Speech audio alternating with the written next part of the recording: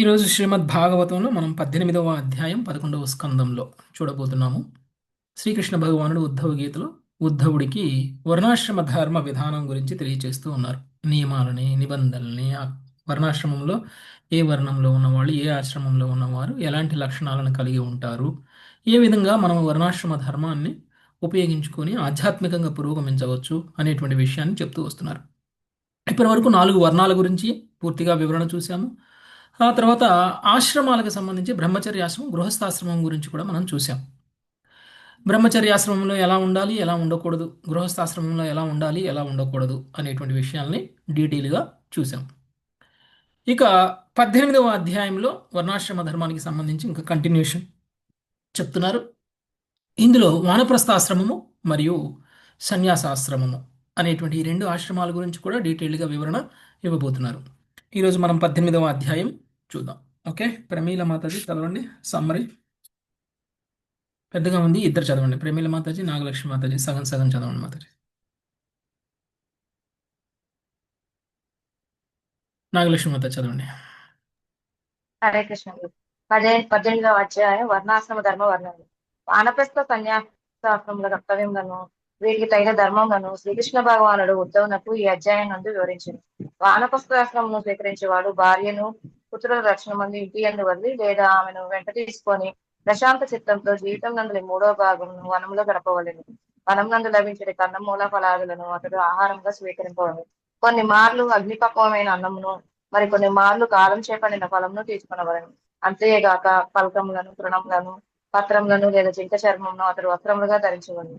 శిరోజమును, గడ్డమును లేదా గోడను కత్తిరించుకోకపోవడం అనేది తపస్సును అతడు చేపట్టవలని చెప్పబడింది. తన అవయముల నుండి మలంను తొలగించుకున్నటకు అతడు విశేషయత్నం చేయరాదు. విసంజల ఎందు చన్నీటి స్నానం చేయొచ్చు. అతడు నేలపై పరండవలను. గ్రీష్మకాలం నందు అతడు 4 దిక్కుల ఎందు అగ్ని ప్రజ్వలించుండగా ఉగ్రమ్మకు సూర్యతాపం క్రింద నిలబడవలను. వర్షాకాలంలో కొండపోత వనలో నిలబడవలను. చలికాలంలో అతడు కంఠములు నీటిలో మునగవలను. దంతావధానం చేసుకున్నట, ఒకసారి కూడబెట్టిన అన్నం ఇంకోసారి తినటకు దాచిపెట్టుట, పశుమాంసం నైవేద్యం పెట్టి భగవంతుడు ఆరాధించడం పూర్తిగా అతడికి నిషిద్ధము. జీవిత విశేషం నందు ఈ కఠోర నియమం పాటించినచో వానప్రస్థుడు తపోలోకంను చేరుకునగలడు. జీవితం నందు చతుర్థాంశము సన్యాసములకు ఉద్దేశించబడింది. బ్రహ్మలోక పర్యంతము వివిధ లోకవాసులను పొందుటలో పూర్తి వైరాగ్యంను మనుషుడు తప్పక పెంపొందించుకునవలను. కర్మఫల వాంఛ వలననే అట్టి లౌకికోన్నత కోరికలు కలుగుచును. ఉన్నత లోక వాసిని సాధించుటకు చేసే యత్నము దుఃఖతోలకు దుఃఖంనే కలిగించునని అతడు గుర్తించినప్పుడు వైరాగ్య సాధనలో సన్యాసంను స్వీకరించవాలని ఉపదేశించబడింది. యజ్ఞంతో భగవంతుని ఆరాధించుట, సర్వస్వమును ఋత్విక్కులకు దానం చేయుట, హృదయం నందు వివిధ యజ్ఞాలను ఆరోపించుకునుట కార్యమును సన్యాస స్వీకార విధి కూడి ఉండను. సన్యాసికి స్త్రీ సాంగత్యము లేదా స్త్రీ దర్శనమైనను వృషభక్షణము కన్నను అమితంగా అవాంఛనీయమైనది. ఆపత్కాలంలో తప్ప సన్యాసి కౌపీనమును మించి లేదా కౌపీవనమును కప్పునట్లుగా చిన్న వస్త్రమును మించి ధరించరాదు. అతడు దండక మండలమును తప్ప అన్యమును చేపట్టరాదు. ప్రాణుల ఏడ హింసను ఛేదించి అతడు మనోవాకాయ కర్మను విగ్రహింపవలను. అనాసక్తుడు, ఆత్మనిష్ఠుడు వై అతడు పర్వతములు, నదులు, అరణ్యులు వంటి పవిత్ర ప్రదేశంలో ఒంటరిగా ప్రయాణించవలను. ఆ విధంగా నెలకొన్న వాడే అతడు భగవంతుని స్మరించుతూ నిర్భయము, నిర్జనమునైన ప్రదేశంలో వసించవలను. శపితులు లేదా పతితులైన వారి ఇండ్లను వదిలి చాతుర్వర్ణ్యములలోని 7 ఇండ్లలో ప్రతిరోజు భిక్షను స్వీకరించవలను. తాను సంపాదించిన అన్నంను అతడు పవిత్రమైన హృదయంతో భగవంతుడికి నైవేద్యం పెట్టి దాన్ని మహాప్రసాద రూపంలో స్వీకరించవలను. ఈ ప్రకారము సన్యాసి ఇంద్రియ భోగాభిలాష బంధకారం మరియు ఇంద్రియార్థమును మాధవుని సేవలో వినియోగించడే ముక్తి అని ఎరిగి ఉండవలను. అతడు జ్ఞాన వైరాగ్యం లోపించినచో లేదా కామాది వర్గంచే ప్రబలమగు ఇంద్రియములచే పరాజితులవుతున్నచో లేదా జీవితం గడుపుకునే ఉద్దేశంతోనే త్రిదండనము చేపట్టినచో ఆత్మహత్యా ఫలంను తప్పక పొందగలడు. పరమహంస విధి నిషేధములకు లోబడి ఉండను. అతడు భగవద్భక్తుడు, బాహేంద్రియుడు, భోగ విరక్తుడు, మృత్యు వంటి సూక్ష్మ భోగ లక్ష్యముల పైన నుండి పూర్తిగా విడివడినాడు అయి ఉండను. అతడు పరమ వివేకి అయి ఉండను. బాలుని వలె అతడు మానవమానములకు దూరుడై ఉండను. వాస్తవమునకు సామర్థ్యం కలవాడే అయినను అతడు జనుని వలె చరించుచు ఆ పండితుడైనను అసంబద్ధ ప్రేలాపనతో మూడిని వలె గోచరించు. ధర్మస్థుడు నిజమునకు వేదములందు నెలకొన్న వాడైనను క్రమలేమిటితో వర్తించును. ఇతరులు పలికిన దుర్భాషను సహించేది అతడు ఎవరి ఏడ తిరస్కారమును చూపడు. ఎవరి ఏడను అతడు శత్రువుగా వర్తింపడు లేదా ఎవరితోనూ వ్యర్థ పేలాపన చేయడు. అతడు భగవంతుని ఎల్ల జీవుల యందు ఎల్ల జీవులను కూడా భగవంతుని యందు గాంచును. భగవద్భజన చేయుటకై దేహమును నిలుపుటకు అతడు అనాయాసంగా లభించిన అన్నమును వస్త్రమును శయ్యను ఉత్తమే గాని హీనమే గాని స్వీకరించును. దేశ పోషణకై అన్నము కొరకు కొంత శ్రమించవలసి వచ్చినను ఏదేని లభించినప్పుడు ఉప్పొంగుట, ఏది పొందినప్పుడు కృంగుట అతడు ఎరగడు. వైదిక విధి నిషేధములకు అతీతుడైనప్పటికీ స్వయంగా భగవానుడే తన ఇచ్ఛానుసారము ఇది విద్యుత్ ధర్మములను వనరించుచుండును. అట్లే పరమహంస వైదిక విధి నిషేధములకు అతీతమైన స్థితిలో నెలకొని ఉన్నప్పటికీ వివిధ కర్తవ్యములను వనరించుచుండును. భగవంతునిపై కేంద్రీకృతమైన దివ్య జ్ఞానం చే ద్వైత భావన పూర్తిగా వర్తించిన కారణంన భౌతిక శరీర త్యాగానంతరం అతడు సాక్షి భగవంతుడితో సమానం ఐశ్వర్యవంతుడవుట అనేది ముత్తుని పడేను. స్వీయ ఉత్తమ లాభను కోరువాడు ప్రామాణికుడు గురుదేవుని ఆశ్రయించేవాడు. మనసును నిండుగా శ్రద్ధను నింపి ఈర్ష్యా దూరుడై భక్తి యోగం అందించి శిష్యుడు గురువును సేవించవలను. గురువును అతడు భగవద బిందునిగా భావించవలను. బ్రహ్మచారికి గురుసేవే ప్రథమ కర్తవ్యం. జీవుల రక్షణము యజ్ఞము గృహస్థుని ప్రధాన కర్తవ్యము. తపస్సు వానప్రస్థునికి ప్రధాన కర్తవ్యము. ఆత్మ నిగ్రహము అహింస సన్యాసికి ప్రధాన కర్తవ్యము. బ్రహ్మచర్యము భార్యకు ఋతుకాలం ఉన్నప్పుడు మాసంలో ఒక మారు తప్ప అన్ని సమయంలో గృహస్థులు దీన్ని ఆచరించారు. తపస్సు శుచిత్వము ఆత్మ సంతృష్టి సకల జీవ మైత్రి అన్నిటికీ మించి భగవదారాధనము అన్నవి ప్రతి జీవునికి ఉద్దేశించబడిన కర్తవ్యములు.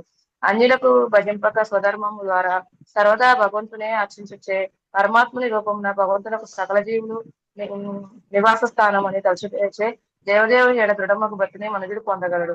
వేదముల యందలి కర్మకాండ భాగమును అనుసరించు వారు తమ అనుష్ఠాన కర్మలచే పితృలోకాలను పొందగలిగినను వారు భగవద్గతిలైనచో అవే కర్మలచే మోక్షం అనేది పరమోన్నత పదమును సాధించగలరు. ఓకే ఓకే ఇక్కడ సారీ వానప్రస్థ సన్యాసాశ్రమం గురించి మొత్తం వివరించారు. ఒక్కొక్క శ్లోకంలో ఈరోజు మనం చూద్దాం. ప్రమీల మాతాజీ. శ్రీ భగవానువాచ श्रीभगवानुवाच వనం వివిక్షు పుత్రేషు భార్యాం యస్య నహైవ సహైవ वनं विवक्षु पुत्रेषु भार्यां यस्य सहैव वा వన ఏవ వసేచ్ఛాంతస్తృతీయం భాగమాయుషః वन एव वसेచ్ఛాం తృతీయం భాగమాయుషః. భగవానుడు పలికెను, తృతీయాశ్రమ స్థితిని అనగా వానప్రస్థాశ్రమమును స్వీకరింపగోరడి వ్యక్తి భార్యను అనుభవజ్ఞులైన పుత్రుల చెంత విడిచి గాని లేదా తన వెంట తీసుకొని గాని ప్రశాంత మనసుతో అరణ్యంను ప్రవేశింపవలను. భాష్యము. కలియుగం నందు మానవుడు సాధారణముగా 100 సంవత్సరములకు మించి జీవింపడు. ఇది కూడా దాదాపుగా అసాధారణమే అవుతున్నది.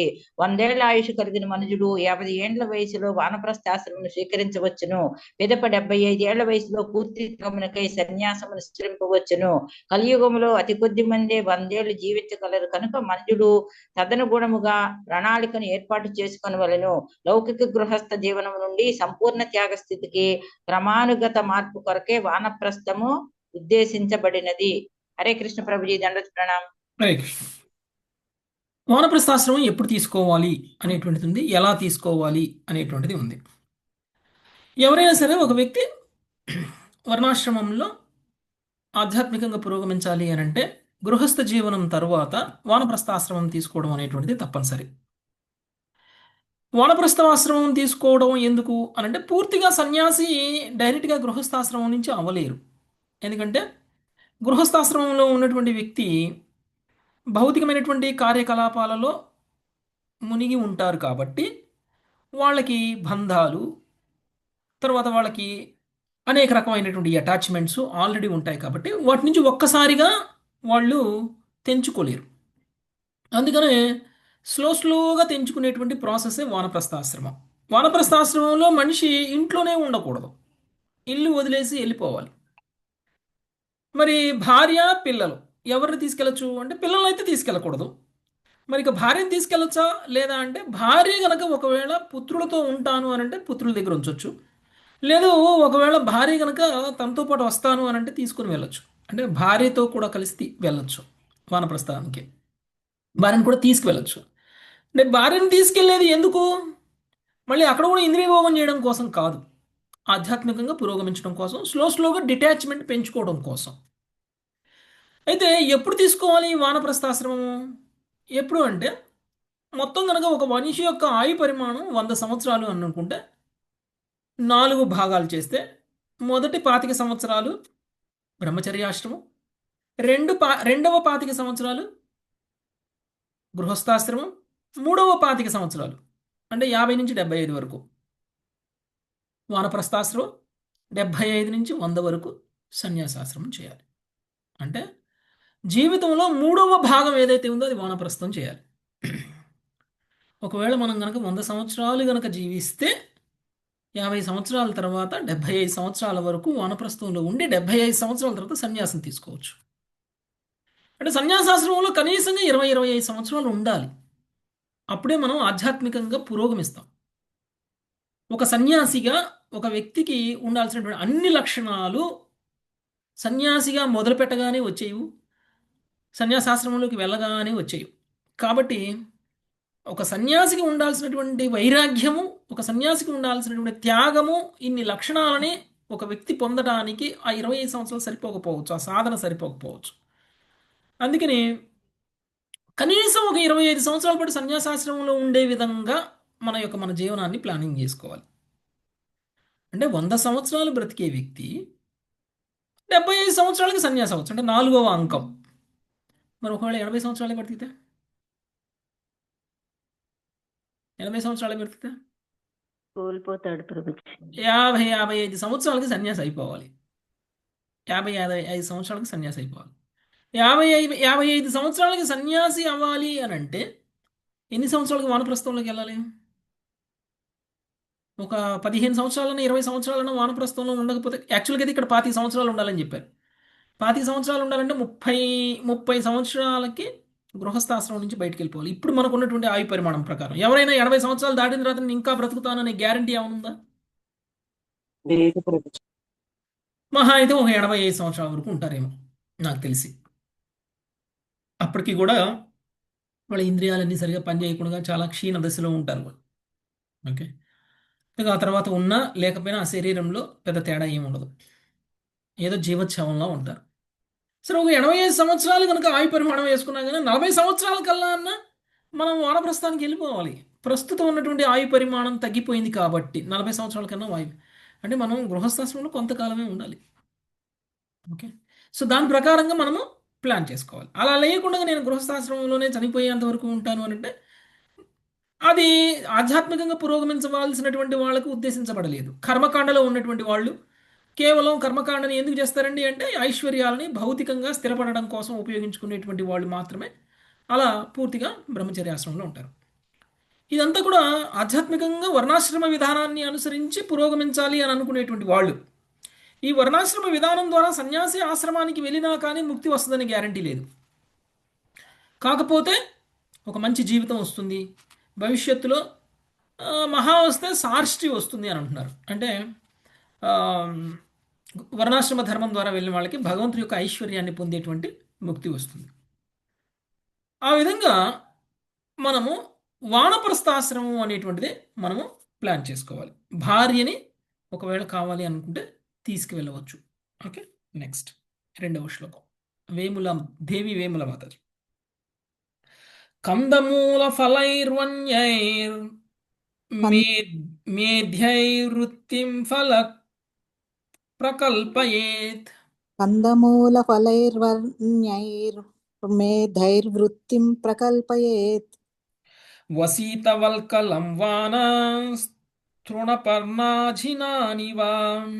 వసీతవల్కలం వాసస్తృణపర్ణాజినాని వా. వానప్రస్థాశ్రమమును స్వీకరించిన వాడై అతడు వనమునందు లభించెడి పవిత్రములైన కందమూల ఫలములను భుజించి పోషణము కావించుకొనవలెను. వల్కలములను, తృణములను, పత్రములను లేదా జంతు చర్మమును వస్త్రముగా ధరించవలెను. భాష్యము. విరాగి అయిన ఋషి వనమునందు జంతువులను వధింపడు. పైగా అతడు సహజ మరణమును పొందిన జంతువుల నుండి చర్మమును తీసుకొనును. వనమునందు వసించినప్పుడు ఋషి తేనెతో తయారైన మద్యమును, జంతు మాంసమును, కుక్క గూడుగులు, మునగకాయలు లేదా మాదక ద్రవ్యమును లేదా మత్తును కలిగించే ఔషధులను అనగా ఔషధముగా స్వీకరించినవే అయినను స్వీకరించరాదని మేధ్యైః అనగా పవిత్రము అను పదము సూచించినట్లు స్త్రీల భక్తి సిద్ధాంత సరస్వతి ఠాకూర్లు మనుసంహిత నుండి చెప్పిరి. హరే కృష్ణ. వానప్రస్థం ఆశ్రమం స్వీకరించిన తర్వాత మనం ఎలా ఉండాలి అనేటువంటిది ఇక్కడ చెప్తున్నారు. వానప్రస్థం ఆశ్రమం స్వీకరించినటువంటి వ్యక్తి వనాలకు వెళ్ళాలి. వనంలో లభించేటువంటి పవిత్రములైనటువంటి కందమూలముల ఫలములను భుజించి పోషణము కావించుకునవలను. వానప్రస్థాశ్రమంలో ఉన్నటువంటి వ్యక్తి బిజినెస్ చేయొచ్చా? బిజినెస్ చేయకూడదు. ఓకే, మళ్ళీ వ్యాపారాలు చేయడం, మళ్ళీ వ్యవసాయం చేయడం, మళ్ళీ డబ్బు సంపాదించడం, ఇలాంటి పనులన్నీ వదిలేస్తేనే వానప్రస్థం, డిటాచ్మెంట్. మరి ఎలా బ్రతకాలి? ఎలా బ్రతకాలంటే వనాలకు వెళ్తున్నాం కాబట్టి ప్రకృతి మీద ఆధారపడి బ్రతకాలి. ప్రకృతి ద్వారా పొందినటువంటివి వాళ్ళు స్వీకరించాలి. సో అది కూడా ఏమి స్వీకరించవచ్చు అంటే పవిత్రమైనటువంటివి మాత్రమే, కందమూలాలని, పండ్లని అలాంటి వాటిని మాత్రమే వాళ్ళు భుజించి వాళ్ళ జీవనాన్ని పోషించుకోవాలి. వల్కలములను, తృణములను, పత్రములను లేదా జంతు చర్మమును వస్త్రముగా ధరించవలను. మరి బట్టలు కావాలి కదండి, వేసుకోవడానికి బట్టలు కావాలి కాబట్టి జంతు చర్మాన్ని కానీ, అంటే చనిపోయిన జంతువుల యొక్క చర్మాన్ని, చంపి కాదు, చనిపోయిన జంతువుల యొక్క చర్మాన్ని, లేకపోతే ఆకులని, అలములని, లేకపోతే పత్రములని, తృణములను అంటే గడ్డిని, ఇలాంటి వాటిని వస్త్రంగా తయారు చేసుకొని వాటిని కప్పుకోవాలి. ఇంకొక వీడియో వీళ్ళు వనంలో ఉన్నారు కదా, మరి ఏమేమి తినచ్చు? మాదక ద్రవ్యాలు అంటే వనాల్లో మనకి మత్తునిచ్చేటువంటి ఆకులు కూడా దొరుకుతాయి, గంజాయి లాంటివి. ఓకే, సో అది కూడా నేచర్ నుంచే వస్తుంది కదండి, అది కూడా ఆకులు అలవలే కదా అని అనుకోవచ్చు. ఓకే, అలాంటివి తినకూడదు. ఓకే, మత్తు పదార్థాలని ఔషధంగా భావించైనా సరే స్వీకరించకూడదు. కొన్ని ఔషధాలు స్వీకరిస్తే అవి మత్తునిస్తాయి, అలాంటివి స్వీకరించకూడదు. తర్వాత తేనెను కూడా తీసుకోకూడదు. వనాలలో తేనె దొరుకుతుంది, అలాంటి తేనె కూడా తీసుకోకూడదు. తర్వాత జంతు మాంసాన్ని, కుక్క గొడుగులని, మునగకాయలని లేదా మాదక ద్రవ్యాలని లేదా మత్తును కలిగించే ఔషధాలని స్వీకరించరాదు. ఓకే, ఇది ఎక్కడి నుంచి చెప్పారు అని అంటే భక్తి సిద్ధాంత సరస్వతి ఠాకూర్ మనుసంహిత నుంచి చూసి చెప్పారు. వానప్రస్థంలో ఉన్నటువంటి వ్యక్తికి ఎలాంటి ఆహారాన్ని స్వీకరించవచ్చు, ఎలాంటి ఆహారాన్ని స్వీకరించకూడదు అని. నెక్స్ట్ 3వ శ్లోకం. అమృత మాతాజీ. ప్రభుజీ హరే కృష్ణ. ప్రభుజీ కుక్క గొడుగులు అంటే ఇప్పుడు మష్రూమ్సే కదా ప్రభుజీ?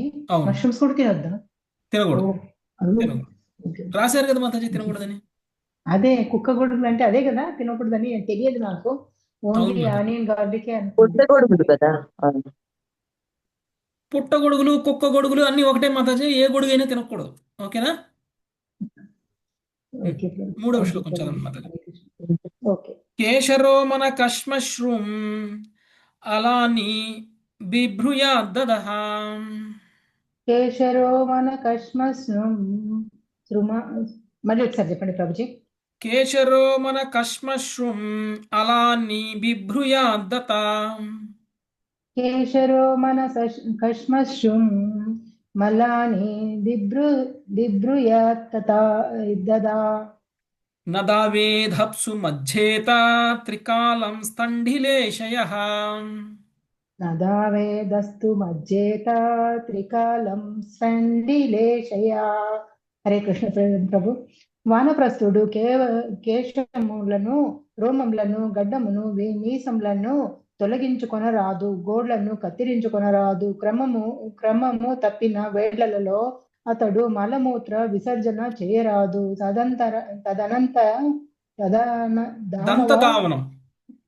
దంతధావనము చేసుకొనరాదు. రోజుకు 3 సార్లు స్నానము చేయవలెను. నేలపైననే పరుండవలెను. హరే కృష్ణ ప్రభుజీ. ఓకే, సో వానప్రస్థంలో ఉన్నటువంటి వ్యక్తి ఎలా ఉండాలి, బ్రహ్మచర్యాశ్రమంలో ఉన్నటువంటి వ్యక్తి కూడా ఎలా ఉంటారో అలానే ఉండాలి అనేటువంటి విషయాన్ని చెప్తున్నారు. సీరియస్గా బ్రహ్మచర్యాన్ని పాటించేటువంటి వ్యక్తులు ఇలానే ఉంటారు.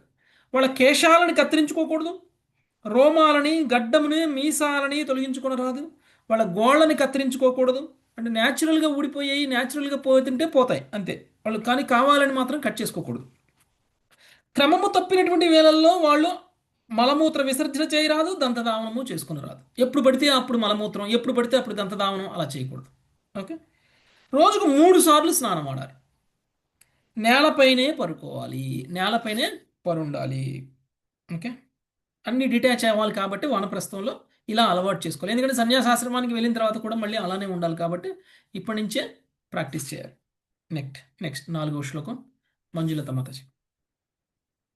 గ్రీష్మే తప్యేత పంచాగ్నీన్ వర్షాశ్వాసార షడ్జలై గ్రీష్మే తప్యేత పంచాగ్నీన్ వర్షాశ్వాసారషడ్జలే ఆకంఠమగ్నః శిశిరా ఏవం వృత్తస్తపశ్చరేత్. ఆకంఠమగ్నః శిశరా ఏవం వృత్తపశ్చరేత్. ఈ విధముగా నెలకొనిన వానప్రస్థుడు తీవ్రమగు గ్రీష్మకాలమున 4 దిక్కులలో ప్రజ్వలించే అగ్నుల నడుమ నిలిచిన వాడై తలపై ప్రచండ భాస్కరుడు మండుచుండగా తప్తుడగుచు తపస్సు చేయవలెను. వర్షాకాలమునందు అతడు బయటే నిలుచుచుండి కుండపోత వర్షమును తడవవలెను. ఎముకలు కొరిగే చలిలో గొంతు వరకు నీటిలో మునగవలెను. భాష్యము. ఇంద్రియ భోగమునందు నెలకొనిన వాడు తన పాపమయ సౌఖ్యకర కార్యములను పరిహరించుటకై జీవితాంతమున తీవ్రముకు తపస్సు తప్పక చేయవలసి ఉండును. కానీ భగవద్భక్తుడు సహజముగానే కృష్ణ భక్తి భావనను పెంపొందించుకుని ఉండును కనుక తనను అట్టి తీవ్రముకు తపస్సునకు గురి చేసుకొనవలసిన అవసరము ఉండదు. పంచరాత్రం నందు ఇట్లు చెప్పబడినది. ఆరాధితో యది హరిస్తపసా తతః కిం నారాధితో యది హరిస్తపసా తతః కిం అంతర్బహిర్యది హరిస్తపసా తతః కిం నాంతర్బహిర్యది హరిస్తపసా తతః కిం.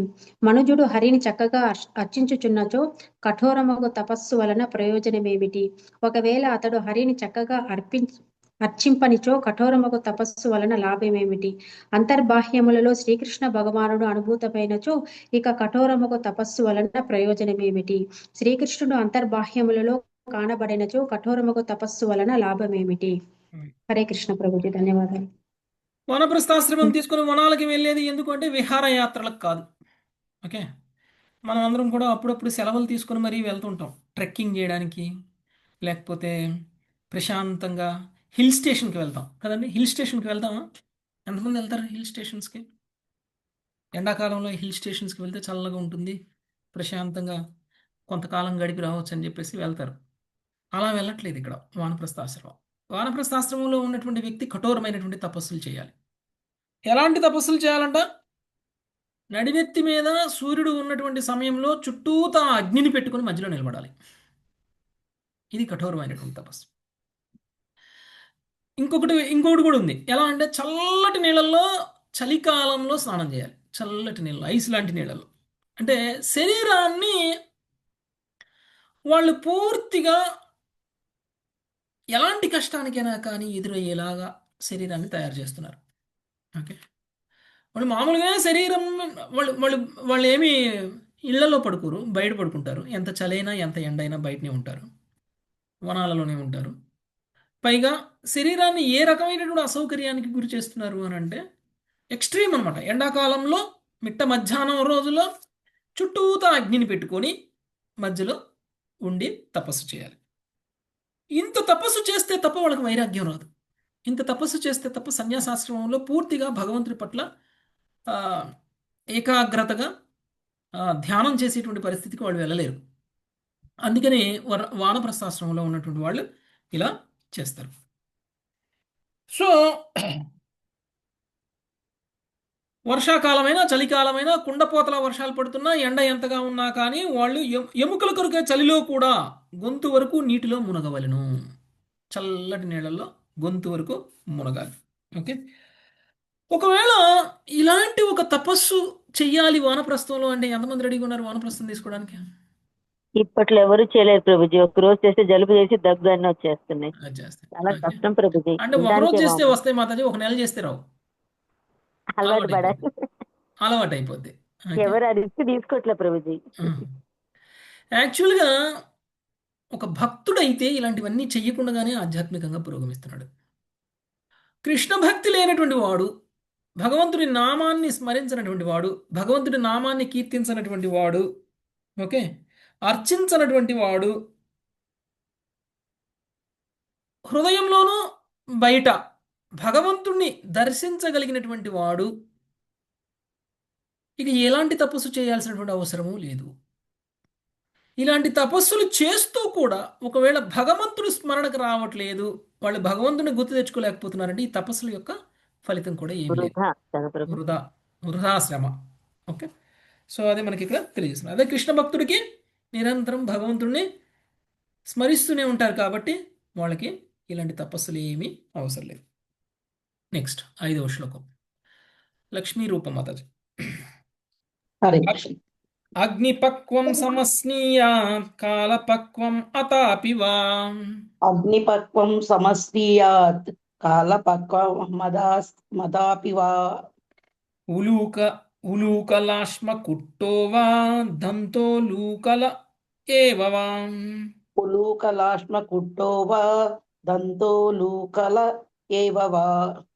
అగ్నిపక్వములైన అన్నాదులను లేదా కాలపక్వములైన ఫలాదులను అతడు భుజింపవలెను. ఆహారమును రోలుతో నూరుకొనవచ్చును లేదా దంతములతో నమలవచ్చును. భాష్యము: జీవితాంతమున మనుజుడు ఆధ్యాత్మిక పూర్ణత్వమునకై తీర్థస్థానములకు లేదా వనములకు తప్పక వెళ్ళవలెనని వైదిక నాగరికత యందు ఉపదేశించబడినది. పవిత్రమైన అరణ్యములలో భోజనశాలలు, వాణిజ్యాంగళ్ళు, అల్పాహారశాలలు మనకు కనిపించవు. ఈ విధముగా మనుజుడు ఇంద్రియ భోగమును తగ్గించుకొని సరళముగా భోజనము చేయవలసి ఉండును. పాశ్చాత్య దేశంలో జనులు సిద్ధాహారమును భుజించినప్పటికీ సరళ జీవనమును కొనసాగించువాడు తానే ధాన్యపు గింజలను ఇతర ఆహారములను దంచుకొని భుజింపవలెను. ఈ విధముగా ఇచ్చట తెలుపబడింది. హరే కృష్ణ ప్రభుజీ. ఓకే, వనాల్లోకి వెళ్తే ఏం దొరుకుతాయండి? షాపింగ్ మాల్స్ ఉంటాయా, లేకపోతే హోటల్స్ ఉంటాయా, లేకపోతే రెస్టారెంట్స్ ఉంటాయా, లేకపోతే ఏముంటాయి? ఏమీ ఉండవు. సో మనం తినాల్సినటువంటి ఆహారాన్ని అగ్నిలో ఉడకబెట్టుకొనైనా తినొచ్చు, అగ్ని ద్వారా దాన్ని ఉడకబెట్టుకొని తినొచ్చు. లేదు అని అంటే కాలక్రమంలో కొన్ని ఫలాలు పక్వానికి వస్తాయి. ఓకే, పండ్లు ఫలిస్తాయి. పండుగ అంటే న్యాచురల్గా పండుగ అయినటువంటి వాటిని కాలంతో, అంటే అది పండాల్సిన టైంలో పండినప్పుడు తీసుకొని తినొచ్చు.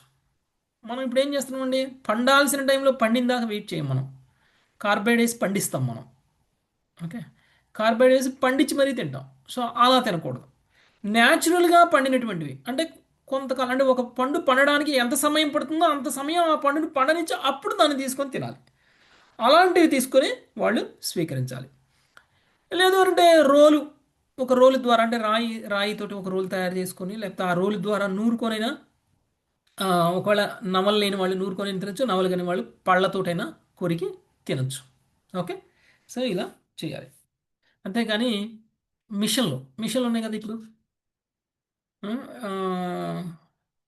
ఆ మిషన్స్లో ఆడిచ్చినటువంటి వాటిని తినకూడదు. ఓకే, వానప్రస్థంలో. నెక్స్ట్ 6వ శ్లోకం, శ్రీవాణి మాతాజీ. స్వయం సంచినుయాత్ సర్వం ఆత్మనో వృత్తి కారణం. సుకోమల మాతాజీ. హరే కృష్ణ ప్రభు. స్వయం సంచనుయాత్ సర్వం ఆత్మనో వృత్తి కారణం. దేశకాల బలాభిజ్ఞో నాదీతాన్యదాహృతం. దేశకాల బలాభిజ్ఞో నాదీతాన్యదాహృతం. వానప్రస్థుడు దేశము, కాలము, బలమును అనుసరించి జాగ్రత్తగా గమనించు దేహ పోషణకు అవసరమైనది తానే స్వయంగా సంపాదించుకొనవలెను. భవిష్యత్తు కొరకు అతడు ఎన్నడూ వస్తు సంచయము చేయరాదు. ప్రభుపాదుల వారి భాష్యము. తపస్సు చేయబడు ప్రస్తుతావసరము కొరకు మాత్రమే సంపాదించవలనంట వేద నియమము. ఆహారం లభించినంతనే అతడు పూర్వము కూడబెట్టిందని త్యజించవలెను. అప్పుడు మిగుల అనేది ఉండదు. భగవంతునిపై ఆధారపడేందు అతడు స్థిరునిగా ఉండుటకే ఈ నియమం ఉద్దేశింపబడినది. భావికాల ఉపయోగం కొరకు అన్నమును గాని ఇతర దేహావసర వస్తువులుగా దాచిపెట్టకొనరాదు. ప్రత్యేకమైన కఠిన స్థానంలో లేదా అత్యవసర కాలంలో లేదా శారీరక దుర్బలత ఉన్నప్పుడు ఈ కఠిన నియమాలను పాటించడం అవసరం లేదని దేశకాల బలాభిజ్ఞ అనే పద సముదాయము సూచించను. దీని శ్రీల విశ్వనాథ చక్రవర్తి ఠాకూరులు ధ్రువపరిచిరి. పూర్తిగా అశక్తుడు కానిదే మనుషుడు తన పోషణకై ఇతరులపై ఆధారపడరాదని, భౌతిక జగత్తులో వేరొక జన్మను పొందితే తప్ప తీరని రుణమును అది తయారు చేయనని శ్రీల భక్తి సిద్ధాంత సరస్వతి ఠాకూర్లు తెలియజేసిరి. ఇది స్వీయ పవిత్రీకరణకు ఎత్తించువానికి అన్వయించును కానీ శ్రీకృష్ణుని భక్తియుత సేవలో పూర్తిగా నెలకొనిన వారికి కాదు. విశుద్ధ భక్తుడు కేవలం భగవత్ సేవ కొరికే భుజించును, వస్త్రదానం చేయును, మాట్లాడును కనుక ఇతరుల నుండి ఏ సహాయం అతడు స్వీకరించినను అది అతని కొరకు కాదు, అతడు భగవంతుని కార్యమునకే పూర్తిగా శరణాగతుడై ఉండును. కానీ ఆ విధంగా శరణాగతుడు కానివాడు ఇతరుల రుణమును తీర్చుకున్నకు నిక్కముగా భౌతిక జగత్తులో తిరిగి జన్మించును. హరే కృష్ణ గురుపది. రెండో ప్రణామం. ఓకే, హరే కృష్ణ. వానప్రస్థాశ్రమంలో ఉన్నటువంటి వ్యక్తి తనకున్నటువంటి రుణాల బంధాలను అన్నింటినీ కూడా తెంచుకునే విధంగా ప్రవర్తించాలి. కొత్త రుణాలను తయారు చేసుకోకూడదు. ఓకే, సో వానప్రస్థుడు దేశము, కాలము, బలమును అనుసరించి జాగ్రత్తగా గమనించుచు తన దేహ పోషణకు అవసరమైనది తానే స్వయంగా సంపాదించుకొనవలెను. భవిష్యత్తు కొరకు అతడు ఎన్నడూ వస్తు సంచయమును చేయరాదు. అంటే వనాలలో ఉండి వానప్రస్థాశ్రమంలో ఆచరించేటువంటి వ్యక్తి ఆ రోజు ఆ సమయంలో తను తినడానికి అవసరమైనది అప్పటికప్పుడే సంపాదించుకొని తినాలి. అంతేగాని నేను రేపు తినడానికి ఈరోజే సంపాదించి దాచుకుంటాను, ఎల్లుండి తినడానికి కూడా ఈరోజే సంపాదించి దాచుకుంటాను, నేను ఇంకా వానప్రస్థంలో ఈ అడవిలో నేను ఇంకా 10 సంవత్సరాలు ఉండబోతున్నాను, ఈ 10 సంవత్సరాలు నా లైఫ్ సుఖంగా ఉండడానికి అవసరమైనటువంటి సంపాదన అంతా ఇప్పుడే చేసేసుకొని పెట్టుకొని ఉంచుకుంటాను, ఆ తర్వాత నేను దాని మీద ఆధారపడి బ్రతుకుతాను అన్నట్లు ఉండకూడదు. కొంతమంది వానప్రస్థం తీసుకుంటారు. వానప్రస్థం తీసుకున్న వాళ్ళే అంటే రిటైర్మెంట్ లైఫ్ తర్వాత బృందావన్, మాయాపూర్ వెళ్ళి సెటిల్ అవుతారు. ఇది వానప్రస్థం అని అనుకుంటారు. వాళ్ళందరూ గుర్తుంచుకోవాల్సింది ఏంటంటే వాళ్ళు ఏం చేస్తున్నారంటే జీవితం మొత్తం కూడా సంపాదించినటువంటి సంపాదనతోటి వాళ్ళు వానప్రస్థ జీవనం సుఖంగా గడవడానికి అవసరమైన విధంగా ఏర్పాట్లు చేసుకుంటారు. బృందావనంలోనో లేకపోతే మాయాపూర్లోనో ఒక ఇల్లు కట్టుకోవడం, వాళ్ళకు ఉన్నటువంటి ఆస్తులతోటి అక్కడ సంపాదించకుండానే బతకడానికి ఏర్పాట్లు చేసుకోవడం, అలాంటివన్నీ చేసుకుంటారు. చాలామంది ఉన్నారు చేసుకునేవాళ్ళు. కానీ అది వానప్రస్థ జీవనం అవదు. వానప్రస్థ జీవనం అని అంటే మనం ఆ రోజు తినడానికి అవసరమైనది ఆ రోజే సంపాదించుకోవాలి. ఓకే, అంటే భక్తులు చేసేటువంటిది వానప్రస్థం అని అంటారు. భక్తులకి ఆ వానప్రస్థం అవసరం లేదు. భక్తులు వెళ్ళేది ఎందుకు అంటే బృందావనం వెళ్ళినా మాయాపూర్ వెళ్ళినా ఎందుకు అని అంటే అక్కడ భక్తులకి లేకపోతే భగవంతుడికి సేవ చేయడం కోసం వెళ్తారు.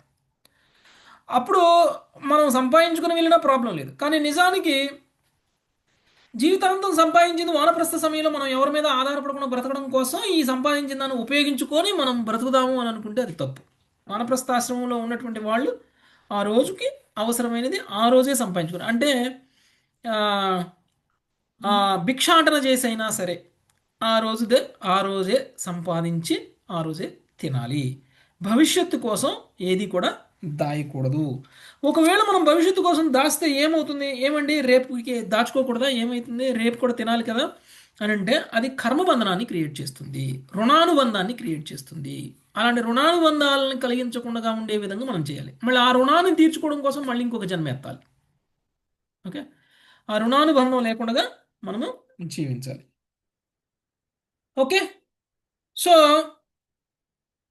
భగవంతుడి మీద పూర్తిగా ఆశ్రయం పొంది ఉండాలి. ఏంటి అంటే ఇప్పుడు శరణాగతి అనేటువంటిది మనకి ఎలా తెలుస్తుంది అని అంటే మన మీద మనం ఆధారపడుతున్నాం కాబట్టి మనకి రేపటి గురించి ఆలోచిస్తున్నాం. రేపటి సంగతి రేపు కృష్ణుడు చూసుకుంటాడులే మనకెందుకు అని అనుకుంటే భగవంతుడి మీద పూర్తిగా ఆధారపడ్డట్టు. ఓకే, సో ఆ విధంగా పూర్తిగా భగవంతుడి మీద ఆధారపడడం అనేటువంటిది నేర్చుకోవాలి. మనము ఇంకొక విషయాన్ని చెప్తున్నారు ఇక్కడ, దేశ కాలము బలమును అనుసరించి మనం ఈ పని చేయాలి. కొన్ని సందర్భాలలో వానప్రస్థాశ్రమం తీసుకున్నటువంటి వ్యక్తికి కూడా జ్వరం రావచ్చు, అనారోగ్యం రావచ్చు.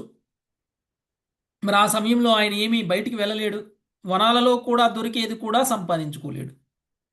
మరి అలాంటప్పుడు ఏం చేయాలి? అలాంటి సందర్భాలలో రేపటి గురించి ఆలోచించవచ్చు. జ్వరం తగ్గేంత వరకు నేను ఎక్కడికి వెళ్ళి ఏమీ సంపాదించలేను కాబట్టి ఆ జ్వరం ఉన్నటువంటి సమయంలో నాకు ఇది కావాలి, నాకు ఇది అవసరము, ఆ జ్వరం తగ్గిన తర్వాత మళ్ళీ నేను నార్మల్ అని అనుకున్నప్పుడు, అంటే సిమ్టమ్స్ ఉన్నప్పుడే మొదలు పెట్టాలన్నమాట. జ్వరం రాబోతుంది అని అనుకున్నప్పుడే, లేకపోతే జ్వరం వచ్చేలా ఉంది అని అనుకున్నప్పుడే కొంత దాచుకోవచ్చు జ్వరం సమయానికి.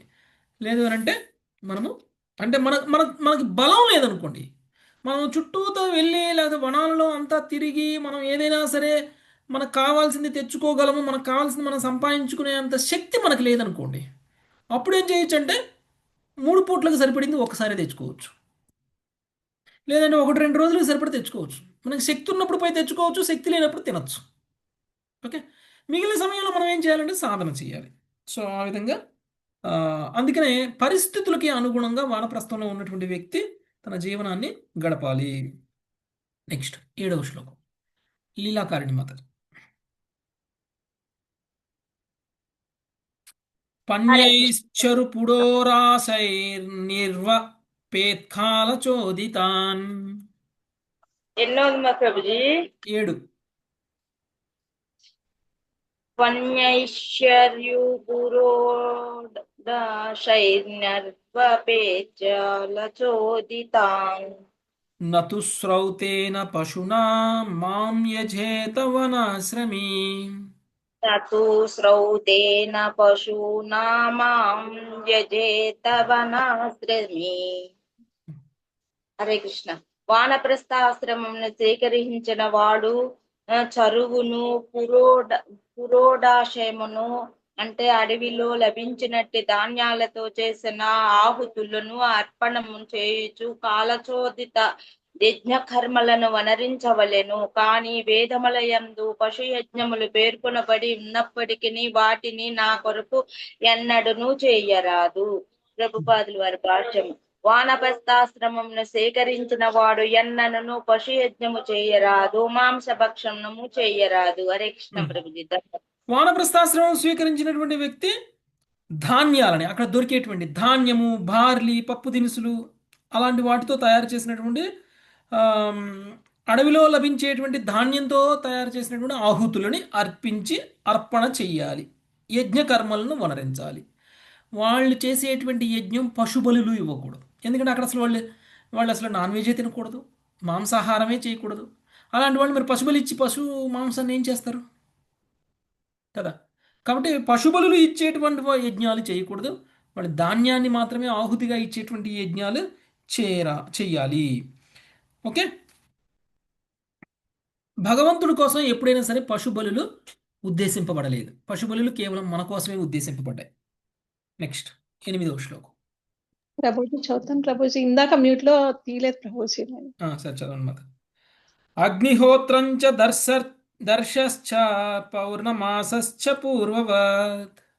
అగ్నిహోత్రంచ దర్శశ్చ పౌర్ణమాసశ్చ పూర్వవత్. చాతుర్మాస్యాని చ మునే ఆమ్నాతాని చ నైగమై. చాతుర్మాస్యాని చ మునేర్మా ఆతాని చ నైగమ్యై. వానప్రస్థుడు గృహస్థాశ్రమమును నందున్నప్పటి వల్లే అగ్నిహోత్రము, దర్శ, పౌర్ణమాస యజ్ఞములను నిర్వహించవలెను. అతడు చాతుర్మాస్య వ్రతమును కూడా తప్పక వరింపవలెను. వేద విధులచే అనుష్ఠానములు వానప్రస్థుల కొరకై ఉపదేశించబడినది. భాష్యము. ఇచ్చట పేర్కొనబడిన అగ్నిహోత్రము, దర్శము, పౌర్ణమాసము, చాతుర్మాస్యము అనేది 4 అనుష్ఠానములను గురించి శ్రీల భక్తి సిద్ధాంత సరస్వతి ఠాకూర్లు సవిస్తరమైన వివరణమును వసగి ఉండిరి. దాని సారాంశమేమనగా, ప్రతి ఒక్కడు హరే కృష్ణ కృష్ణ కృష్ణ హరే హరే, హరే రామ రామ రామ హరే హరే అని హరినామ జపమును చేయుచు కఠినమైన వేద కృతువులను దూరముగా నుండవలెను. హరే కృష్ణ మంత్రమును జపింపక ఇట్టి వేదానుష్ఠానములను చేయక ఉండరాదు. ఉండువాడు నిక్కముగా పాషాండుడై కాగలడు. హరే కృష్ణ ప్రభుత్వం. ఓకే, వానప్రస్థాశ్రమంలో ఉన్నటువంటి వ్యక్తి ఒకవేళ తన భార్యను తీసుకుని అక్కడ కూడా గృహస్థ జీవనాన్ని గడుపుతున్నాడు అని అనుకుందాం. అలా ఉన్నా సరే, లేదా ఒంటరిగా వానప్రస్థం చేసినా సరే, ఎలా ఉన్నా సరే అగ్నిహోత్రము, దర్శ, పౌర్ణమాస యజ్ఞములను నిర్వహించాలి. అక్కడ కూడా యజ్ఞాలని నిర్వహించాలి. చాతుర్మాస్య వ్రతాన్ని కూడా తప్పకుండా చేయాలి. వేద విధులచే ఈ అనుష్ఠానములు వానప్రస్థుల కొరకై ఉద్దేశించబడినవి. ఓకే, వేదాలలో కూడా చెప్పబడ్డాయి వానప్రస్థాశ్రమంలో ఎలా ఉండాలి అనేటువంటిది. ఒకవేళ భక్తుడు అనుకోండి, ఇలా ఉండాల్సిన అవసరం లేదు. ఒకవేళ హరే కృష్ణ మహామంత్రాన్ని జపించేటువంటి వ్యక్తికి ఇలాంటి నియమ నిబంధనలు ఏవీ ఉండవు. ఓకే, ఎవరైతే హరే కృష్ణ మహామంత్రాన్ని జపించట్లేదు, ఇలాంటి నియమ నిబంధనల్ని పాటించట్లేదు అని అంటే అలాంటి వ్యక్తులని పాషాండులు అని అంటున్నారు. ఓకే, కాబట్టి హరే కృష్ణ మహామంత్రాన్ని జపించడం చాలా ఈజీగా ఉంది కదండి. ఆధ్యాత్మికంగా పురోగమించడానికి ఈ పద్ధతులన్నిటికంటే మనం ఒక్క హరే కృష్ణ మహామంత్రాన్ని పట్టుకుంటే చాలు. దాన్నే మనం పట్టుకోలేకపోతున్నాం కదా. దాన్ని పట్టుకోవాలంటేనే ఇంకా మనకి ఆ, మన శక్తి సరిపోవట్లేదు, లేకపోతే మన మనోబలం సరిపోవట్లేదు, లేకపోతే మనకున్నటువంటి కోరికలు అడ్డం వస్తున్నాయి. ఓకే. సో హరే కృష్ణ కృష్ణ కృష్ణ హరే హరే, హరే రామ రామ రామ హరే హరే అనే హరినామ జపమును చేయించు కఠినమైనటువంటి వేద క్రతువులకు దూరంగా ఉండవచ్చు. కానీ నేను హరే కృష్ణ మహామంత్రము చేయను, ఇలాంటి వేద క్రతువులు చేయను అని అంటే వాడు నాస్తికుడితో సమానం. ఓకే. నాస్తికుడు నరకానికి వెళ్తారు కదండి, మనం కూడా నరకానికి వెళ్తాం. అలానే ఉంటాయి. నెక్స్ట్ 9వ శ్లోకం. హరే కృష్ణ ప్రభుజీ, చిన్న డౌట్ ప్రభుజీ. ప్రభుజీ, ఇక్కడ దర్శ పౌర్ణమాస యజ్ఞాలంటే అవి కర్మకాండాల కిందికి వస్తాయి, రావా ప్రభు? వానప్రస్థంలో ఏమి కర్మకాండలు ఏమి ఉండవు. ఇంకా ఉండవుగా వానప్రస్థంలో ఏది ప్రభు. చేసినా కానీ భగవంతుని ప్రసన్నం చేసుకోవడం కోసం చేయడమే. మనలో ఉన్నటువంటి వైరాగ్య భావన పెరగడం కోసం ఇలాంటివన్నీ. ఓకే. మామూలుగా గృహస్థాశ్రమంలో ఉన్నటువంటి వ్యక్తి చేస్తే ఇవి కర్మకాండ అవుతాయి.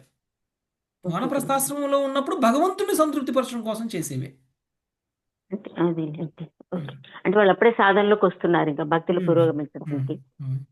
చాతుర్మాస్యం ఓకే. కర్మకాండ ఎలా అవుతుంది? చాతుర్మాస్య వ్రతం కాదు కాదు, ఎస్ ప్రభు. అలా అలా. నెక్స్ట్ 9వది చదవండి మాతాజీ, శుభాంగి మాత. ఏవం చీర్ణేన తపసా మునిర్ధమని సంతతః. శుభాంగి మాతాజీ హరే కృష్ణ ప్రభుజీ. చదవండి. ఏవం చీర్ణేన తపసా మునిర్దమని సంతతః మాం తపోమయమారాధ్య ఋషి లోకాధుపైతి మాం. మాం తపోమయమారాధ్య ఋషిలోకాదుపైతి మాం. సాధువగు వానప్రస్థుడు కేవలము జీవిత అవసరములని స్వీకరించుచు కఠోరమగు తపస్సును కావించి ఎముకలు చర్మము మాత్రమే కనిపించినంతగా శుష్కించును. ఆ విధముగా తీవ్రమగు తపస్సుచే నన్ను ఆరాధించుచు అతడు మహర్లోకమును చేరుకుని పిదప నన్ను పొందగలడు. భాష్యము. విశుద్ధ భక్తి యోగమును పెంపొందించుకొనిన వానప్రస్థుడు వానప్రస్థాశ్రమం నందే దేవదేవుడగు శ్రీకృష్ణ భగవానుని పొందగలడు. కాని పూర్తిగా కృష్ణ భక్తి భావనయుతుడు కానివాడు మొదట మహర్లోకమునకు అనగా ఋషిలోకము వెడలి అచట నుండి నేరుగా శ్రీకృష్ణ భగవానుని పొందును. విధి నిషేధములను ఖచ్చితంగా పాటించడం ద్వారా మనుజుడు మహర్లోకమును అనగా ఋషిలోకమును పొందగలడు. కాని భగవన్ మహిమల శ్రవణం కీర్తనం విష్ణోహో పట్ల రుచిని పొందనిదే భగవద్ధామ ప్రాప్తి అనేది పూర్ణ సిద్ధి సాధ్యపడదు. అందువలన కృతకృత్యుడు కానిట్టి ముని మహర్లోకం నందు శ్రవణ కీర్తనములకే ఎక్కువ అవధానం ఇచ్చి క్రమముగా విశుద్ధ భగవత్ ప్రేమను పెంపొందించుకొనును. Thank you Prabhuji. హరే కృష్ణ. హరే కృష్ణ. వీళ్ళు ఋషుల లోకానికి వెళ్తారు. ఒకవేళ కనుక వీళ్ళు బాగా తపస్సు చేసేసి వానప్రస్థుడు బాగా జీవిత అవసరాలను మాత్రమే స్వీకరిస్తూ కఠోరమైనటువంటి తపస్సులు చేసినటువంటి వ్యక్తి ఎముకలు కొరికేటువంటి చలిలో చర్మము మాత్రమే కనిపించినంతగా శుష్కించును. అంటే ఇంకా కండ అనేటువంటిది ఉండదు ఇక. ఓకే. కేవలం స్కిన్నే, ఇంకా బాడీ మీద అస్థిపంజరం మీద స్కిన్ ఉన్నట్లు అలా అయిపోతారనమాట వాళ్ళు వానప్రస్థాశ్రమంలో ఉన్నటువంటి వాళ్ళు. ఆ విధంగా కఠోరమైనటువంటి తపస్సు చేసినటువంటి వ్యక్తులు భగవద్ధామాన్ని పొందుతారా? ఒకవేళ వానప్రస్థాశ్రమంలో ఉన్నటువంటి వ్యక్తి సన్యాసాశ్రమం స్వీకరించక ముందే గనక ఒకవేళ శరీర త్యాగం చేస్తే, ఎంత కఠోరమైనటువంటి తపస్సు చేసి కనుక శరీర త్యాగం చేస్తే వీళ్ళు మహర్లోకాలకు వెళ్తారు. ఓకే. ఈ మహర్లోకాలకు వెళ్ళినటువంటి వ్యక్తులు అక్కడ కూడా సాధన చేసిన తర్వాత బ్రహ్మలోకానికి వెళ్తారు. బ్రహ్మలోకంలో ఉన్నటువంటి వ్యక్తులు కూడా కొంతకాలం, అంటే బ్రహ్మలోకంలో ఉన్నటువంటి వ్యక్తుల యొక్క ఆయు పరిమాణం తీరిన తర్వాత అప్పటికి కూడా పర్ఫెక్షన్ వస్తే ఆ తర్వాత ఏదో ఒక ముక్తి వస్తుంది, అక్కడి నుంచి వాళ్ళకి ఆధ్యాత్మిక లోకానికి వెళ్తారు. అలా లేకపోతే బ్రహ్మలోకంలో నుంచి పతనం చెందినటువంటి వ్యక్తులు మళ్ళీ మహర్లోకాలకు వస్తారు. అక్కడి నుంచి పతనం చెందినటువంటి వాళ్ళు దేవతా లోకాలకు వస్తారు, కింది లోకాలకు వస్తారు. ఓకే. సో ఈ విధంగా మహర్లోకానికి వెళ్ళేటువంటి అవకాశం ఉంటుంది ఒకవేళ వానప్రస్థులు గనక కఠోరమైనటువంటి తపస్సును గనక చేసి దేహత్యాగం చేస్తే. కానీ ఒక భక్తుడికి శ్రవణం కీర్తనం విష్ణుస్మరణం అనేటువంటిది నిరంతరం చేస్తూ ఉంటారు కాబట్టి అలాంటి భక్తులకి బైపాస్ రోడ్డు ఉంటుంది అనమాట, డైరెక్ట్గా ఆధ్యాత్మిక లోకానికి వెళ్ళడానికి. ఓకే. ఒక్కొక్క లోకం పైకి వెళ్ళి మహర్లోకానికి వెళ్ళి అక్కడి నుంచి బ్రహ్మలోకానికి వెళ్ళి ఆ తర్వాత ఆధ్యాత్మిక లోకానికి వెళ్ళాల్సిన అవసరం లేదు. స్ట్రైట్ రోడ్ అనమాట మనకి. ఓకే. భగవంతుడి యొక్క ధామానికి. అది అంటే నువ్వు ఎన్ని తపస్సులు చేసినా హరినామం గనుక మనం తీసుకోకపోతే, భగవంతుడి యొక్క భక్తి యోగంలో కనుక మనం లేకపోతే మనము ఇలానే కష్టపడిపోవాల్సి ఉంటుంది. లేదు అని అంటే గనక ఇవన్నీ బైపాస్ చేసేసి స్ట్రైట్గా మనము ఆధ్యాత్మిక ధామానికి వెళ్ళొచ్చు. నెక్స్ట్ 10వ శ్లోకం. శిరీష మాతాజ. హరే కృష్ణ. యస్త్వేతత్కృచ్య తశ్చీర్ణం తపో నిశ్రేయసం మహత్. యస్వేతత్కృష్యత శ్రీనం తపో నిశ్రేయసం మహత్. కామాయల్పీయసే యంఝాద్ బాలిశః కోపరస్తతః. కామాయాల్ పీయసే యుంజాత్ బాలిశః కోపరస్తతః. చరమ మోక్షము నొసగునది అయినను మహోన్నతమైనదినగు ఈ తపస్సును కేవలం తుచ్చమగు ఇంద్రియ భోగము కొరకే చిరకాలము వనరించువాడు పరమూర్ఖునిగా భావింపబడును. భాష్యము. శ్రీకృష్ణ భగవానుచే వర్ణితమైనట్టి వానప్రస్థాశ్రమము విధి ఎంతటి మహోన్నతమైనదిగా దాని ద్వారా మహర్లోక ప్రాప్తి ఎనడి ఫలము లభించినప్పటికీ అటువంటి స్వర్గలోక ప్రాప్తి కొరకే ఉద్దేశపూర్వకముగా ఈ విధిని అనుసరించువాడు నిక్కముగా మహామూర్ఖుడే ఎగును. భగవత్ ప్రీతియే చర్మ లక్ష్యము కనుక లౌకికులకు మూర్ఖులు ఈ పద్ధతిని పరచరాదని భగవానుడు కోరి ఉండేను. హరే కృష్ణ. ఓకే, ఈ వానప్రస్థాశ్రమంలో మనకి ఇవ్వబడినటువంటి ఈ కఠోరమైనటువంటి తపస్సు యొక్క ముఖ్య ఉద్దేశం ఆధ్యాత్మికంగా పురోగమించి ఆధ్యాత్మిక ధామానికి వెళ్ళడం. వానప్రస్థాశ్రమం తర్వాత సన్యాసాశ్రమంలోకి వెళ్ళడం. అందుకని మనం ఇంతకుముందు మనం చెప్పుకున్నట్టు జీవితంలో 3వ అంకంలో వానప్రస్థాశ్రమం, 4వ అంకంలో సన్యాసాశ్రమం ఉండే విధంగా మనం డిజైన్ చేసుకోవాలి మన జీవితాన్ని. మనము వానప్రస్థాశ్రమం పూర్తి చేయకముందే మరణించే విధంగా మనం మన యొక్క జీవితాన్ని మనం పూర్తి చేసుకోకూడదు. అంటే సన్యాసాశ్రమంలో అడుగు పెట్టక ముందే మనం కనుక మరణించేసాము అని అంటే మహా అయితే మహర్లోకాలకి వెళ్ళిపోతాం. ఓకే, మహర్లోకాలకి వెళ్ళడం కాదు మన యొక్క సాధన యొక్క లక్ష్యం. లేదంటే వర్ణాశ్రమ ధర్మ విధానం ప్రకారంగా వాళ్ళు ఫాలో అయ్యేటువంటి విధి విధానాలు ఏదైతే ఉన్నాయో వీటి యొక్క ముఖ్య ఉద్దేశం భౌతికమైనటువంటి సుఖాలను అనుభవించడం కోసం కాదు. మహర్లోకాల్లో ఉన్నటువంటి వ్యక్తులకి ఆకలి దప్పికలు ఉండవు. మహర్లోకాల్లో ఉన్నటువంటి వ్యక్తులు ఎక్కడి నుంచి ఎక్కడికైనా వెళ్ళాలంటే ట్రైన్లు, బస్సులు, ఫ్లైట్లు వేసుకొని పోవాల్సిన అవసరం లేదు. మనోవేగంతో వాళ్ళు ప్రయాణం చేయగలరు. ఓకే, ఋషులు ఎక్కడి నుంచి ఎక్కడికైనా వెళ్ళగలరు, ఎలా అయినా వెళ్ళగలరు.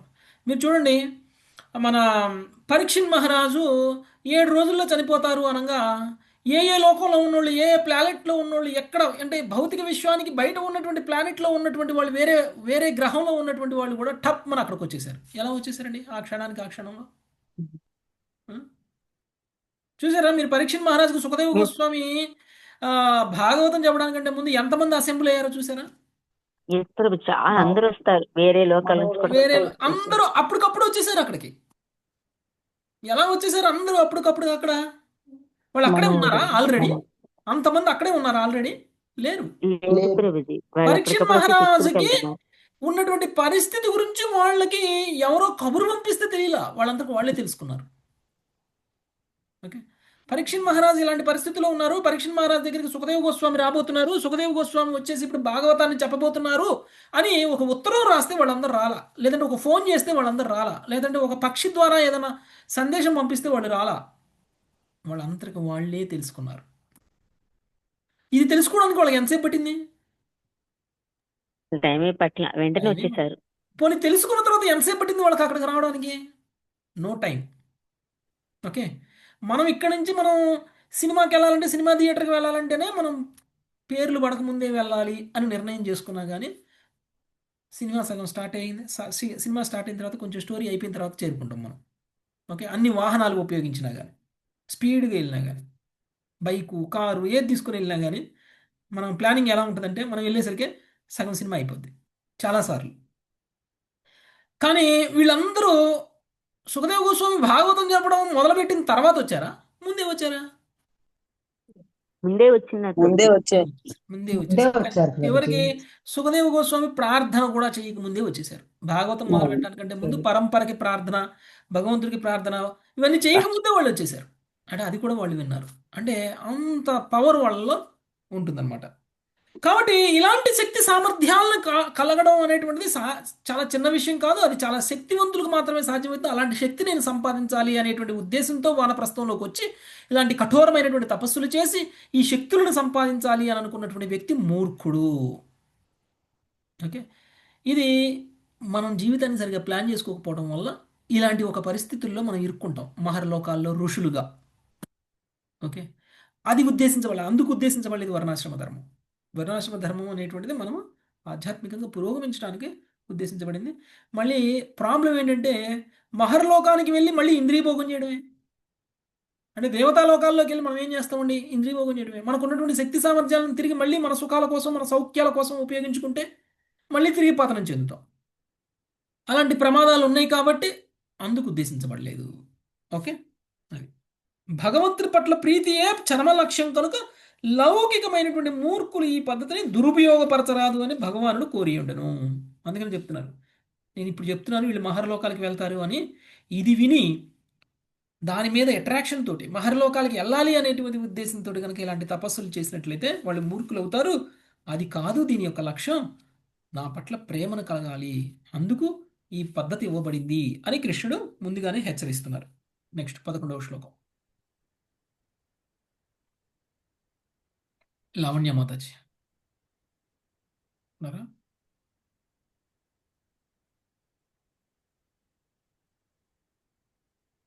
ఓకే, ప్రమీల మాత చదవండి. యథాసౌ నియమే కల్పో జరయా జాతవే పదుః. మంజులత మాత చదవండి.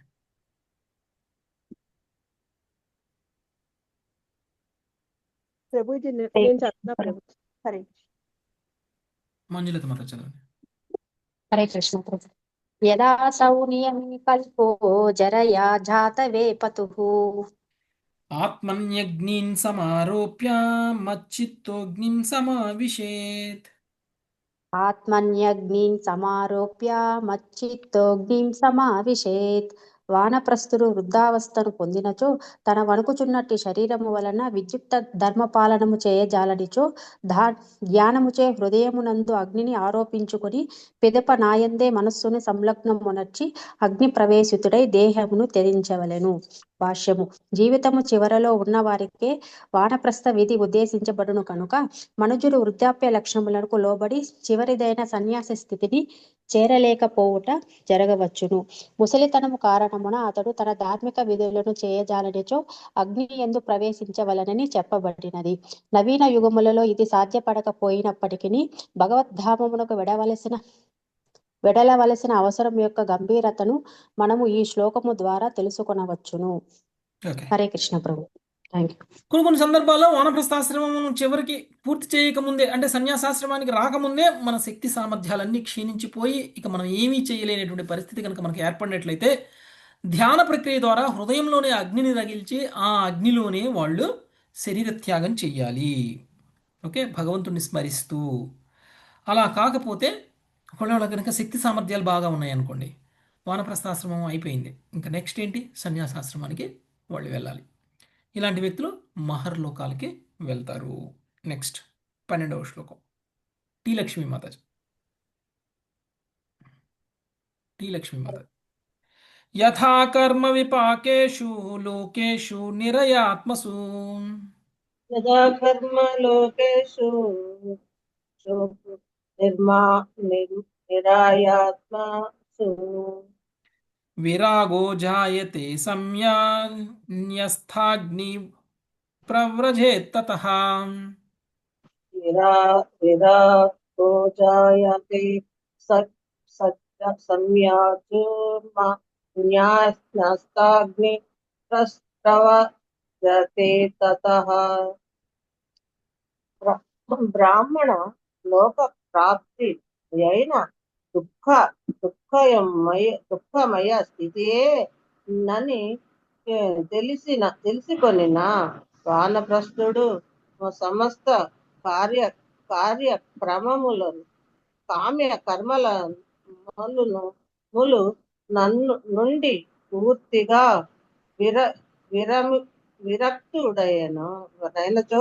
విరక్తుడైనచో పిదప వానప్రస్థాశ్రమమును సన్యాసాశ్రమమును స్వీకరించవచ్చు. ఓకే, వానప్రస్థాశ్రమంలో ఉన్నటువంటి వ్యక్తికి జ్ఞానం బాగా రావాలి. ఎలాంటి జ్ఞానం రావాలి అని అంటే, నేను ఒకవేళ గనక సమస్త కామ్య కర్మల నుంచి కూడా విముక్తుడైపోయినా కానీ, నేను చివరికి బ్రహ్మలోకాన్ని పొందినా కానీ అది అశాశ్వతమే, అది కూడా దుఃఖమయ స్థితే అనేటువంటి విషయాన్ని గనక పూర్తిగా అవగాహన చేసుకున్నటువంటి స్థితి కనుక వాళ్ళకు వచ్చినట్లయితే, అంటే నాకు బ్రహ్మలోకం కూడా వద్దిగా, నాకు దేవతాలోకాలే కాదు బ్రహ్మలోకం కూడా అవసరం లేదు, ఆ స్థాయిలో వైరాగ్యాన్ని కనుక పెంపొందించుకున్నట్లయితే అప్పుడు ఆ వ్యక్తి వానప్రస్థాశ్రమాన్ని త్యజించి సన్యాసాశ్రమంలోకి ఎంటర్ అవ్వచ్చు. ఓకే, అంటే నాది వానప్రస్థం కంప్లీట్ అయిపోయిందా లేదా అంటే, ఓకే వానప్రస్థంలోకి వచ్చి 25 సంవత్సరాలు అయిపోయింది కాబట్టి నా వానప్రస్థం అయిపోయింది, వానప్రస్థంలోకి వచ్చిన 26వ సంవత్సరం నుంచి సన్యాసాశ్రమం మొదలవుతుంది అని కాదు. ఓకే, ఎప్పుడు మనకి వైరాగ్యం వచ్చింది, ఎలాంటి వైరాగ్యం, నాకు ఈ లోకంలో భౌతిక సుఖాలు అవసరం లేదు, నాకు దేవతాలోకాల్లో భౌతిక సుఖాలు అవసరం లేదు, పైన ఉన్నటువంటి 7 లోకాల్లో ఏ లోకానికి వెళ్ళినా కానీ పొందేటువంటి సుఖం కూడా నాకు తుచ్చమే, చివరికి బ్రహ్మలోకంతో సహా అనేటువంటి వైరాగ్య స్థితి వచ్చినప్పుడు ఆ వ్యక్తి అప్పుడు సన్యాసాశ్రమానికి వెళ్ళాలి. ఓకే, ఇలాంటి వైరాగ్య స్థితి ఎవరికైనా రాకపోతే అది కలియుగంలో అయినా సరే ఏ యుగంలో అయినా సరే సన్యాసాశ్రమం ఉద్దేశించబడలేదు. నాకు బ్రహ్మలోకం కూడా వద్దు అనుకునేటువంటి స్థితి మన యొక్క వైరాగ్య భావంలో ఉండాలి. Okay, next. ఓకే, ఇక్కడికి వానప్రస్థాశ్రమం కంప్లీట్ అయిపోతుంది. ఇప్పుడు సన్యాసాశ్రమంలోకి ఎంటర్ అయినటువంటి వ్యక్తి, అంటే ఇలాంటి స్థితిలో ఒకవేళ సన్యాసాశ్రమానికి ఎంటర్ అయిపోతే ఇంకా శక్తి సామర్థ్యాలు ఉన్నాయనుకోండి సాధన చేయడానికి, అలాంటి వ్యక్తి ఒకవేళ శక్తి సామర్థ్యాలు లేకపోతే ఏం చేయాలి, వానప్రస్థాశ్రమంలోనే అగ్నిలో ఆహుతి చేసుకొని తను ఉత్తమ లోకాలకి వెళ్ళవచ్చు. ఒకవేళ అలా కాకపోతే సన్యాసాశ్రమంలో ఉన్నటువంటి వ్యక్తి ఇప్పుడు ఎలా ఉండాలి అనేటువంటిది మనం రేపు చూసుకుందాం. Thank you very much. Hare Krishna. వంచాకల్పతరుభ్యశ్చ కృపా సింధుభ్యేవ చ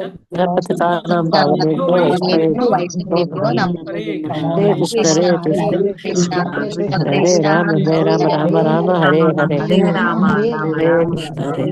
హరే హరే